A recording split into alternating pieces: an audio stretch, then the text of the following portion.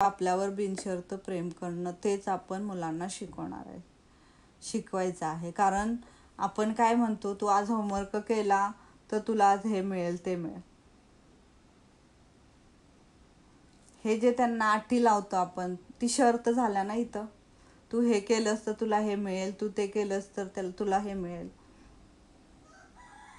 पण त्यांना तिथं हे समजा की तुला हे करणं गरजेचं आहे, कारण आजचा होमवर्क तुला कंप्लीट करणं गरजेचं आहे, कारण मॅम तुला उद्या मग पनिशमेंट करते.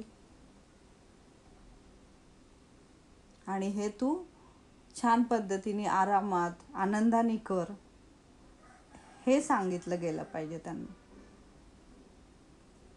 बिनशर्त प्रेम पाहिजे. असं का आणि मग पहा, असं करा आणि मग पहा तुमच्या आणि तुमच्या मुलांच्या आयुष्यात किती अद्भुत गोष्टी आणि चमत्कार घडून येतील. तर इथं लेखिकेनं हे सांगायचं की तुम्ही जे मिररवर शिकलात ते आता तुम्ही तुमच्या मुलांना शिकवा, आणि मुलांनाही हे सांगा की तुम्ही जे प्रेम करत आहात ते बिनशर्त आहे. तुम्ही त्यांना जी काही वस्तू देणार आहात त्या बदल्यात तुम्ही त्यांना असं म्हणू नका, तू हा होमवर्क करा, तू हे केलं तर मी तुला मोबाईल देईन, तुला हे देईन ते देईन. हे नाही करायचं. कारण त्यांना मोबाईलपेक्षा तुला हे करणं जास्त गरजेचं आहे आत्ता, ते आधी तू पूर्ण कर आणि तुला मोबाईल 10 मिनटासाठी मिळेल, तुला जे चांगलं बघायचं आहे त्यासाठी. या पद्धतीने आपण त्यांना सांगायचं आणि त्यांना आपोआप सवय लावायची. तर त्यांचं जे माइंड आहे ते माइंड कन्स्ट्रक्टिव्ह गोष्टीकडं जास्त कन्वर्ट करायचं. म्हणजे कृतीमधील, ॲक्टिव्हिटीमधील गोष्टी, मग ते खेळ असतील, काहीतरी ड्रॉइंग काढायचं असेल, काहीतरी कागद कटिंग करून काहीतरी ते करत असतील, तर अशा ॲक्टिव्हिटीमध्ये जास्त त्यांना करायला लावायचं. त्यासाठी काय सामान आणून द्यायचं असेल ते द्यायचं त्यांना, म्हणजे आपोआप ते मोबाईलकडं जास्त बघणार नाहीत. पण आजकालच्या मुलांना खूप सवय लागली आहे मोबाईलची. पण हे आत्ता ठीक आहे, नंतर हे घातक होऊ शकतं. आता छोटे म्हणून आपल्याला काही नाही वाटत, पण ते जे छोट्यापणात जे रुजलं गेलेलं असतं तेच मोठं होऊन नकारात्मक गोष्टीमध्ये कन्वर्ट होतं. तर आपल्याला हे बघायचं आहे की आपण आपल्या मुलांना चांगल्या सवयी कसं लावू शकतो. कारण निगेटिव्ह गोष्ट पटकन आपलं माइंड घेतं, पण पॉझिटिव्ह घ्यायला ते वेळ लावतं. तर त्याला थोड्या फोर्सने, जाणीवपूर्वक त्या सवयी आपण आपल्याला पण लावून घ्यायच्या आहेत आणि मुलांनाही लावून घ्यायच्या आहेत. चला आता मिररवरच्या आधीची स्वयंसूचना घ्यायची आहे. मला जे व्हावंसं वाटतं ते मी होऊ शकते. मला जे करावंसं वाटतं ते मी करू शकते. वैश्विक शक्ती आणि जीवन माझ्यासाठी आधारभूत आणि सहकार्यशील आहेत. हे वाक्य खूप इम्पॉर्टंट आहे, फिक्स करायचं आहे मनामध्ये. चला दुसऱ्यांदा म्हणूया. मला जे व्हावंसं वाटतं ते मी होऊ शकते. मला जे करावंसं वाटतं ते मी करू शकते. वैश्विक शक्ती आणि जीवन माझ्यासाठी आधारभूत आणि सहकार्यशील आहेत. तिसरं, मला जे व्हावंसं वाटतं ते मी होऊ शकते. मला जे करावंसं वाटतं ते मी करू शकते. वैश्विक शक्ती आणि जीवन माझ्यासाठी आधारभूत आणि सहकार्यशील आहेत. म्हणजे हे पूर्ण युनिवर्स आणि हे जे काही आयुष्य आहे हे मला सहकार्य देत आहे, माझ्यासोबत नेहमी आहे, मला आधार देत आहे. या पद्धतीने नेहमी म्हणायचं. म्हणजे आपोआप ती निगेटिव्हिटी जी काही असेल आयुष्याबद्दलची ती आपोआप कमी व्हायला मदत होते. चला तर मग आजचा एक्झरसाइज सोपाच आहे. एक छोटीशी गोड मुलगी स्वयंसूचना घेतानाचा व्हिडिओ तुम्ही पाहिलेला मला आवडेल. त्याचं नाव आहे जेसिका डेली अफर्मेशन, जेसिकाच्या दैनंदिन स्वयंसूचना. हा व्हिडिओ तुम्ही पुढील वेबसाईटवर पाहू शकता. ठीक आहे, मी तुम्हाला पाठवते तो. मी गेल्या मिररवरच्या वेळेस पाठवला आहे तोच फॉरवर्ड करते. हा व्हिडिओ तुमच्या मुलांसोबत पहा आणि स्वतःमधील लहान मुलासोबतही पाहिला तरी चालेल. म्हणजे हा व्हिडिओ तुम्ही तुमच्या मुलांना दाखवा, ती कसं आरशात बघून स्वतःला म्हणतीये ते. आणि स्वतःलाही सांगा, तिच्याबरोबर तुम्हीही लहान व्हा आणि ती जसं बोलते तसं तुम्हीही बोला. तुमच्या मुलाला रोजच्या स्वयंसूचना म्हणायला लावा, ज्याप्रमाणे जेसिका व्हिडिओमध्ये करते. मुलांना विचारा की तो कोणत्या बाबतीत आनंदात आहे आणि ते आरशाला सांगायला लावा. जे त्याला काय करायला आवडतं, म्हणजे मी आज हे करणार आहे, मी आज ते करणार आहे, मला हे आनंद आहे, मला ते केल्यानंतर हा आनंद होतो, हे सांगायला सांगा. हा मनोव्यायाम तुम्ही स्वतः मिररवर करून सुरू करू शकता आणि तो करताना तुमच्या मुलांनाही तुमच्याबरोबर सहभागी होऊ द्या. अशा वेळेस तुम्ही सोप्या स्वयंसूचना वापरा. तर हे मुलांबरोबरही आपण करू शकतो. चला तर मग म्हणायचं आहे, तू मला खूप आवडतेस, माझं तुझ्यावर खूप प्रेम आहे, मी छान आहे, मी सुंदर आहे, माझे केस खूप मस्त आहेत, मी TV स्टारसारखं नृत्य करू शकते. म्हणजे तुम्हाला त्या दिवशी काय करायचं आहे, त्यामुळे तुम्हाला आनंद होईल ती गोष्ट त्या दिवशी बोलायची आहे, त्यांना बोलायला सांगायची आपण. तर तू मला खूप आवडतेस, माझं तुझ्यावर प्रेम आहे, मी छान आहे, मी सुंदर आहे, माझे केस खूप मस्त आहेत, मी TV स्टारसारखं नृत्य करू शकते. तिसरं, तू मला खूप आवडतेस, माझं तुझ्यावर खूप प्रेम आहे, मी छान आहे, मी सुंदर आहे, माझे केस खूप मस्त आहेत, मी TV स्टारसारखं नृत्य करू शकते. हे जे शेवटचं वाक्य आहे त्याच्यामध्ये तुम्हाला जे करायचं आहे, तुम्हाला तुमच्या मुलांना जे आनंद होत असेल ती गोष्ट तिथं टाकायची, त्यांना म्हणायला लावायची. तुमच्या मुलांसोबत मिररवर करण्यासाठी ठराविक वेळ निश्चित करा आणि मग ती सकाळची 5 मिनिटं का असेना, 5 मिनिटंच घ्यायची आहेत आपल्याला. ज्यावेळेस जमेल, सकाळी जमेल, रात्री जमेल, तुम्हाला मुलांसोबत ज्यावेळेस जमेल त्यावेळेस हे करायचं आहे. ओके. तर आजचा मिरर एक्झरसाइज हा होता. आता कृती, तुम्हाला काय करायचं आहे एक्झरसाइज. आजच्या वही जर्नलिंग एक्झरसाइजमध्ये माझ्या पुस्तकातली एक गोष्ट वाचून सुरू करा. ॲडव्हेंचर ऑफ लुलू या वेबसाईटवर ही गोष्ट आहे. आता ही मला गेल्या वेळेस सापडली होती की नाही बघावं लागेल. ठीक आहे, मी बघते. दुसरं सांगितलं त्यांनी, drawing paper, colour, pencil, markers, क्रेयॉनचे खडू, ग्लू हे सर्व साहित्य जवळ ठेवा आणि तुमच्या मुलाला मॅजिक मिररचे चित्र काढायला सांगा, जसे लुलू काढते. हा मिरर किंवा आरसा भोवती रंगीत छानदार चित्रांनी सजवा. ग्लू वापरून त्याभोवती सुंदर चित्र, चमकी, टिकल्या अशी गोष्ट वापरून झकास फ्रेम तयार करा. हा तुमचा आरसा खूप छान सजवा. तुमच्या मुलांसोबत आलटून पालटून या मॅजिक मिरर म्हणजे जादूच्या आरशात पहा आणि स्वतःला अद्भुत गोष्टी बोला. तर तुम्ही स्वतः आतापर्यंत आपण कसं छोटा आरसा, कोणताही आरसा हे करत होतो, तर इथं मुलांसाठी तुम्ही असा सेपरेट आरसा बनवा. त्याला जी साईडनी अशी किनार असते त्याच्यावरती असं डेकोरेशन करा, काहीतरी कलर काढा, कार्टून काढा, टिकली लावा, ग्लू लावून त्याच्यावरती काय म्हणतो आपण स्पार्कलचे जे कलर असतात ते घाला, चमकी घाला त्याच्यावरती. तर हे करून ती फ्रेम सजवा आणि त्याला जादूचा आरसा असं म्हणा. आणि त्या मॅजिक मिररला वरती तुम्ही मुलांना रोज तो मिरर वर्क करायला सांगा. म्हणजे त्यांना अजून छान वाटेल, अच्छा माझा जादूचा आरसा आहे, त्याच्यामध्ये मी जे बोलेल ते तो करतो असं मुलांना वाटायला लागेल. तर ते मुलांसाठी आज तुम्ही करायला सांगायचं आहे. तुम्ही आणि तुमचं मूल स्वतःबद्दल ज्या सकारात्मक गोष्टी बोलता त्या लिहून काढा.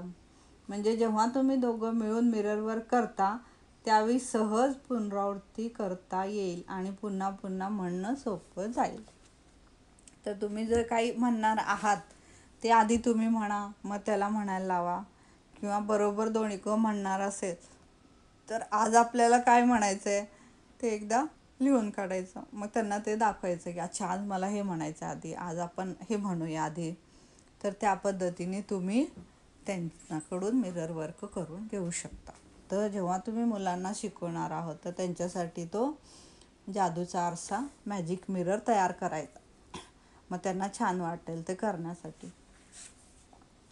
चला, आजचा हृदयस्थ विचार आहे, मी माझ्या मुलांशी अगदी मोकळेपणाने संवाद साधते. हे खूप इम्पॉर्टंट आहे, कारण मुलं जेव्हा छोटे असतात तेव्हा बाहेर जे काही गोष्टी होतात ते येऊन सांगतात. पण ते आपण कशा पद्धतीने ऐकून घेतो त्याच्यावर डिपेंड होत जातं नंतर. जर तुम्ही तो जे काही सांगतोय त्याच्यावरती चिडला, हे काय सांगतो तू नेहमीच असंच सांगतो तसंच सांगतो, मग त्याच्यावरती रागवला, त्याला मारलं, तर ते सांगणं तो बंद करतो नंतर. आणि नंतर त्या यंग एजमध्ये तुमची खूप इच्छा असते की तो बाहेर करतोय, काय करतोय हे तुम्हाला कळावं, पण तो त्यावेळेस सांगत नाही. चूक कोणाची आहे इथं? मग चूक ही आपली आहे की आपल्याला त्यावेळेस नाही लक्षात आलं की त्याला जे सांगायचं ते आपण नाही समजून घेतलं. आणि ज्यावेळेस त्यालाही गरज असते आईवडिलांची आणि आपल्यालाही मुलांची गरज असते त्यावेळेस आपल्याजवळ ते नसतात म्हणजे आपण तेवढं रिलेशनशिपमध्ये बांधलं जात नाही. त्यांच्या मनामध्ये जे काय ते आपल्याला बोलत नाहीत मग त्यावेळेस. तर हे नाही व्हायला पाहिजे. तर हे जर होत असेल तर मागं जायचं आहे, कुठं आपलं चुकतंय, काय गोष्टींसाठी आपण त्यांना नाही समजून घेतलेलं, या गोष्टींचा आज विचार करायचा आहे आणि त्यांच्याशी बोलायचं आहे. आणि त्याच्यासाठी हा हृदयस्थ विचार त्यांना बोलण्याच्या आधी स्वतःला सांगा, मी माझ्या मुलांशी अगदी मोकळेपणाने संवाद साधते. मी माझ्या मुलांशी अगदी मोकळेपणाने संवाद साधते. मी माझ्या मुलांशी अगदी मोकळेपणाने संवाद साधते. हे खूप इम्पॉर्टंट आहे. मुलांशी विशेषतः किशोरावस्थेमध्ये आणि तारुण्याच्या उंबरठ्यावर असलेल्या मुलांशी संवाद साधणं हे अत्यंत महत्त्वाचं असतं. अनेक वेळा मुलांना असंही सांगितलं जातं, हे करू नको, असं वाटून घेऊ नको, असं वागू नको, तसा राहू नकोस, अमुक बोलू नकोस. जेव्हा ते सतत नको ऐकतात तेव्हा हे संवाद साधणं बंद करतात. कारण आई आपल्याला प्रत्येक गोष्टीसाठीच नको म्हणते, बाबा आपल्याला प्रत्येक गोष्टीसाठीच रागवतात. असं जर त्यांच्या लक्षात आलं तर ते सांगणं बंद करतात. तर संवाद आपला बंद होतो आपला मुलांशी आपला. तर हे नाही झालं पाहिजे. आणि मग मुलं मोठी झाल्यावर पालक तक्रार करतात की माझी मुलं फोनच करत नाहीत मला, किंवा मला बोलतच नाहीत. ती का फोन करत नाही? कारण लहानपणीच तुमच्या आणि त्यांच्यातील संवाद रेषा पुसून टाकल्या गेलेल्या आहेत. कारण त्या संवाद रेषा ज्या होत्या त्यांचं कनेक्शन जे तुमच्याशी होतं ते पुसलं गेलेलं आहे दोन्हीकडून. त्यामुळे ते तुम्हाला फोन करत नाही. पण जेव्हा तुम्ही तुमच्या मुलांशी मनमोकळेपणाने बोलता तेव्हा आपोआपच संवाद बंद तयार होतो. तुम्ही सकारात्मक बोलता, कधी कधी उदास वाटतं, काही हरकत नाही, तू याबद्दल माझ्याशी उद्या बोललास तरी चालेल. त्याला ठीक आहे, त्यावेळेस त्याला बोलायचं नसेल तरी ठीक आहे, पण त्याला सांगायचं की ठीक आहे आत्ता तुझी इच्छा नाही तर आपण उद्या बोलूया. मुलांना आपोआपच त्यांच्या भावनांबद्दल बोलायला प्रोत्साहन मिळतं. संवाद रेषा पुन्हा जुळून येतात आणि प्रेमाचे बंध आपोआप निर्माण होतात. तर तुम्ही तुमच्या मुलांना, आपण आपल्या मुलांना समजून घ्यायला पाहिजे. जे आपल्या आईवडिलांना माहीत नव्हतं ते नाही करू शकले. आपल्याला माहीत आहे तर आपण ते करण्याचा प्रयत्न करायचा. ओके, चला तर इथं होतं हृदयस्थ विचार. आजचं ध्यानतंत्र ही खूप इम्पॉर्टंट आहे. चला तर बालकाचे स्वागत म्हणजे तुम्ही जे जन्मल्यापासून जे तुम्ही बोलताय ते बोलायचं आहे. तुमच्या हृदयावर हात ठेवा, डोळे बंद करा. तुमच्यातील अंतस्थ बालकाला फक्त पाहू नका तर स्वतःच ते मूल बना. आणि खालील उतारा तुमच्यासाठी वाचायला कुणाला तरी सांगा. अशी कल्पना करा की जणू काही तुमचे आईवडीलच तुम्हाला हे सांगत आहेत. म्हणजे आपण जन्माला आलो त्यावेळेस आपल्याला आईवडील जे काही बोलत आहेत तो हा पॅरेग्राफ आहे. तू आलीस याबद्दल आम्हाला खूप आनंद होत आहे.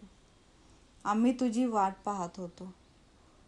तू आमच्या कुटुंबाचा एक भाग बनावास ही आमची अगदी मनापासून इच्छा आहे. तू आमच्यासाठी खूप महत्त्वाची आहेस. तुझ्याशिवाय हे कुटुंब अधुरं आणि अपूर्ण आहे. आमचं तुझ्यावर खूप प्रेम आहे. तू आम्हाला खूप आवडतेस. आम्हाला तू हवी आहेस. तुला वाढवताना, तुला विकास साधण्यासाठी आम्हाला तुला मदत करायची आहे. तुला जे बनायचं आहे ते तू बन. तू आमच्यासारखीच झाली पाहिजेस असा आमचा अजिबात हट्ट नाही. तू तुझ्या स्वत्वाप्रमाणे असावीस. तू जशी आहेस तशी एकमेव द्वितीय आहेस आणि हेच आम्हाला आवडतं. तू कुणासारखी होण्याची किंवा असण्याची गरज नाही. तू सुंदर आहेस. तू तल्लख बुद्धीची आहेस. तू हुशार आहेस. तू कल्पक आहेस. तू सर्जनशील आहेस. तू इथे आमच्यासोबत असण्याचा आम्हाला खूप आनंद होत आहे. तू आमच्या कुटुंबाची निवड केलीस याबद्दल आम्ही कृतज्ञ आहोत. तू आमच्या कुटुंबाची निवड केली याबद्दल कृतज्ञ आहोत. तू आमच्या कुटुंबात असणं हाच परमेश्वराचा आशीर्वाद आहे. तुझ्यावर परमेश्वराची कृपा आहे.